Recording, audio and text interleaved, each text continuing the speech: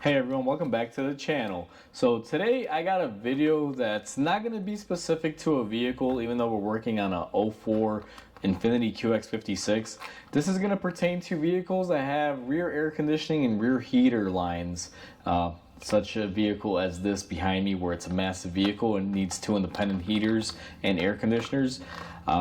What happens on these systems a lot is sometimes over time where the actual lines are held onto the body or the frame, the grommets, they get rusty and dirty and salty to weigh, and eventually you develop a leak, which is a scenario in this vehicle. We have a AC line leaking. It is the higher pressure side one, I believe, and we need to mediate it. Now here's the thing, to replace those lines, it's doable, but it's a body off frame type of job, and it's thousands of dollars. Let's take that thousands of dollars job and convert it into something like this, which will solve our issue. Now these are like quick connectors for AC lines, made specifically for something like this, and we're gonna give this a shot today. Now, full disclaimer, I have talked to the vehicle owner. They are fully aware, and I told them you have three options: replace the lines if you want. We can do it, not a problem. It's just going to be a crazy expensive bill. Second option would be go ahead and buy a block off plate and just eliminate the rear air conditioning at all. He said he doesn't want to do that just quite yet, because I explained to him eventually they start leaking in one spot and then another, or you touch it and you might have another leak. So it kind of goes on and on. And then I said the third option is one of these or two of these. Now we have two of these. These are different. Kind of zoom them in there on the camera. One is, I believe, a 3/8 and the other one is a 5/16, because I'm not sure which size that hose is. So I ordered both just to have them. And I'm going to show you guys next on the car where it's leaking and how to install one of these. And the whole aspect of this is like a compression fitting. If you ever used a compression fitting before, it's essentially the same thing, except that these do use some seals to keep the higher pressures at check. So let's go ahead and go underneath the car. Let's see this nasty leak that it's developed. So before we go to the car and I show you how to hook this up, or how I do it, figured I'd show you the pieces to it. So this is going to be your main piece, your aluminum block or your coupler, whatever you want to call it. It's pretty simple. This is just like a compression fitting that most of you have probably worked with. You got your center area and then you got your cap area. The way this works is that there is a gasket that's going to go in here that goes over the line, and then behind that is going to be the compression collar.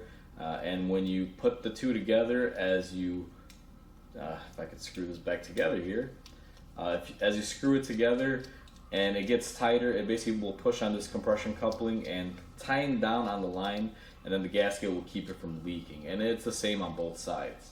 Now, the gasket that I'm referring to, and it's in a bag, I don't want to open it just yet because I'm not exactly sure this is going to be the correct size before I even start on this. I ordered two different sizes, and I don't want to open it up and maybe this thing needs to get returned. I don't want the next guy to have an open part. Be mindful, guys. Don't just buy parts, open them up, they're not right, send them back and not care. So anyway, our gasket is right here. You can see it's a little green gasket. That means it's good for AC. And then this is our collar. Now this is very difficult. You see the collar has these little slit cutouts. That's gonna be how it compresses to grab onto the line. So your green gasket will seal and this will compress and hold together. And in theory, that should be enough to hold this AC line.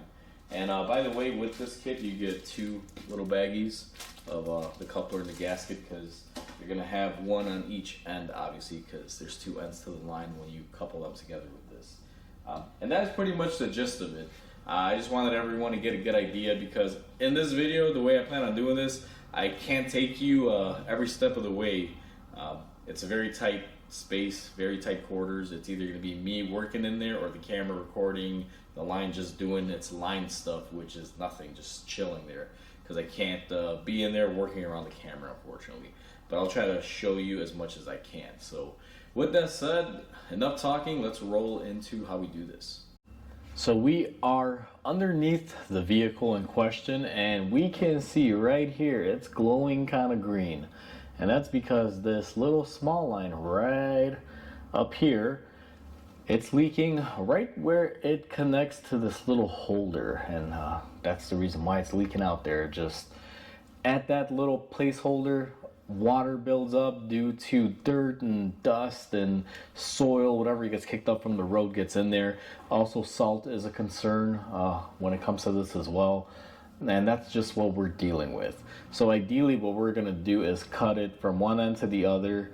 And even though we're losing about maybe ½ inch to an inch of the line, those little couplers are going to take up that space and hopefully, you know, not be too short. So you got to be careful when you do this. You do have to measure out.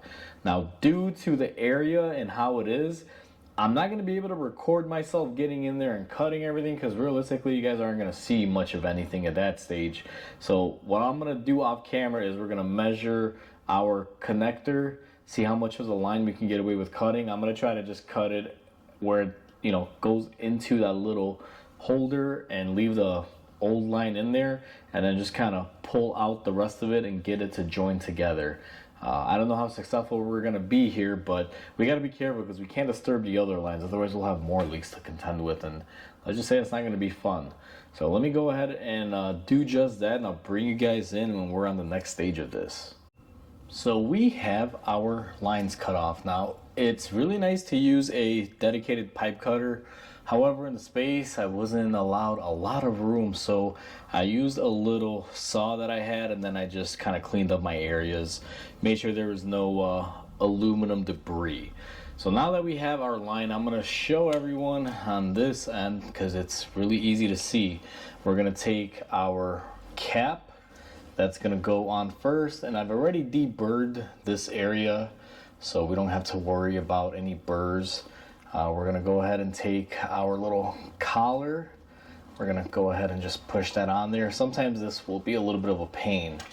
I got my little green O-ring or the seal. I just kind of pushed it in there just to have it in there, and we're going to go ahead and push that whole assembly in there. And what I'm going to do is push it as much as I can, and I think it's happy right there. And we're going to go ahead and loop these two together and just spin it on. Now, I'm not going to tighten that just yet. What I'm going to do is right up here, the other half of the line, you can see it's green. I'm going to do the same process, and I'm going to try to fight and put these two together, and then I'm going to hold this in the center as I crank these down. Once again, I'm probably not going to film that portion of it because very tight areas, and this exhaust isn't helping, but I'm not going to touch it. It's pretty crusty. So I just want to give everyone a heads up on where we're at and how we're doing. And in the next clip, I'll show you guys the rest of this. So we are back. We have our little compression fitting, which is what I choose to call it, set up and tightened up. This part was a little fun because you got to hold the center while you lock in the ends. And you got to do this while making sure the lines are fully engaged in there and they're not slipping. I believe we got it, and we should be good. Now, I did clean up my area here with a lot of brake cleaner because I wanted to get all the green dye that we had from the AC system check, because we need to recheck this for leaks, you know, today, tomorrow. I have this car for 3 days in my shop, so if this doesn't just blow out completely when I pressurize my AC system and just totally leak out, I'm going to keep an eye on it. So for that fact is the reason why I'm still leaving it a little loose. You guys will notice here it can move around.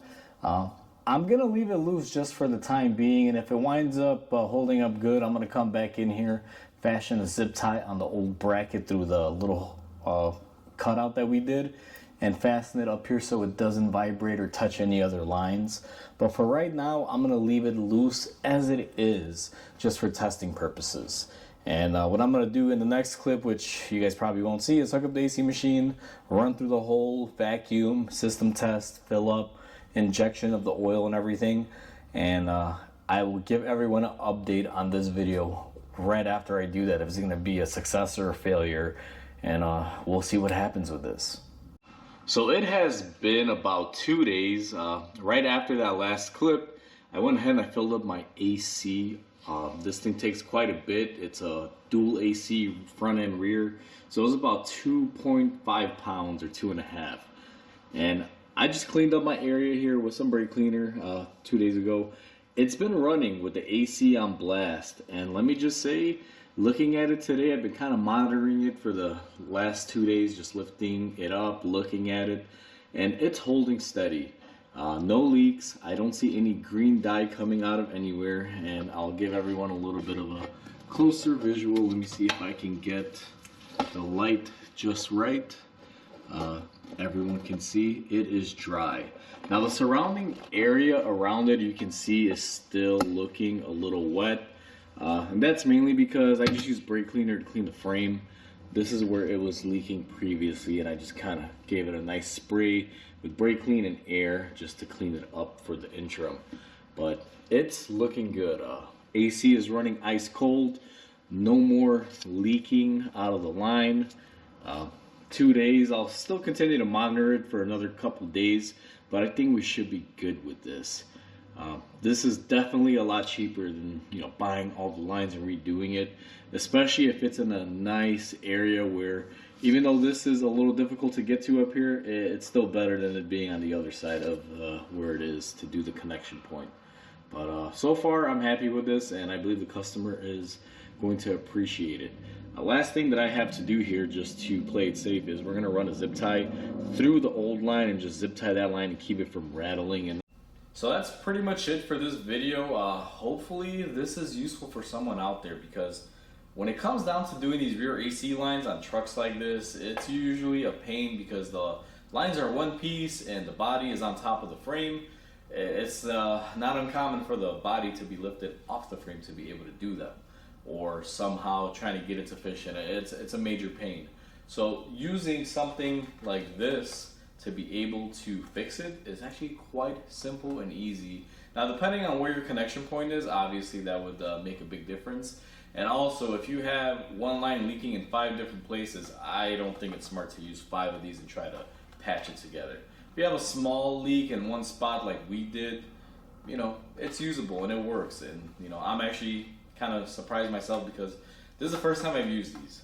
I didn't even know these existed up until doing a little bit of research, and I figured, hey, you know what, it's worth a shot. And surprisingly, it works out pretty well. Now, as far as how long they're going to hold out and work, hard to say, because again, never really used it, just kind of, you know, playing around with it, I guess, at this stage. But even though I say I'm playing around with it, the customer is fully aware. We kind of went over and I explained to him that, hey, I can try it. If it holds, it holds. If it doesn't, it doesn't. Or if it holds and it goes a year or two, then, you know, better than nothing, or better than spending all that money. And since this is a older vehicle, he was perfectly fine with that. You know, customer spent a couple $100. AC is running for the rest of the season, and you know, we'll see if it's going to continue into next year. We'll see.